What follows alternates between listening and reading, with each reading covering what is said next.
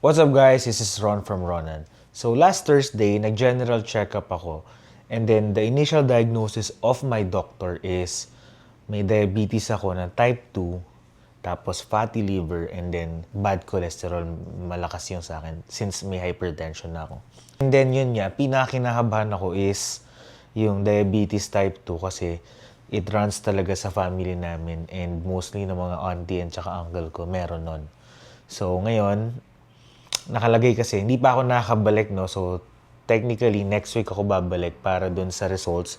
So, I have the results na, pero nakita ko na instead na 115 yung max ng FBS, yung parang for blood sugar, nasa 144 yung data nung akin. So, ibig sabihin na plus 30 yung points na so, para sa talagang diabetic na nga talaga ako. So, sobra-sobra yung sugar ko.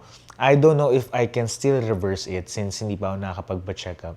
But I'm looking forward na, yun nga, since nag-fasting ako and then parang once a day lang yung akin, OMAD. 1 meal a day. So, tatry natin. If ma-reverse mo natin, sana ma-reverse pa para hindi tayo mag-maintenance. So, mahirap mag-maintenance ng mga hypertension na so may diabetic pa. So, ayoko maging comorbidity. Sinamahan ko si wife mag-Pilates session. So, after niya mag-Pilates session, there's a Xiaomi sa baba ng Parkal. And then, nakita namin to. So, I've been walking na before. Kami ikasal. Kaso, last year, medyo tumigil ako since na-aksidente nga yung father ko and then sobrang drain. Hindi na ako nakapag-walking. So, now, bumili kami ng Xiaomi Redmi na Watch 5 Lite. So, she bought this one for me para magamit ko kapag nag-walking ako kasi kapag naglalakad ako, hinahawakan ko tong phone ko. Kasi dito nade-detect ng parang Google Steps ata yun or Health ng Android tsaka dito naman is para sa iPhone. So, I'm not more into Apple talaga.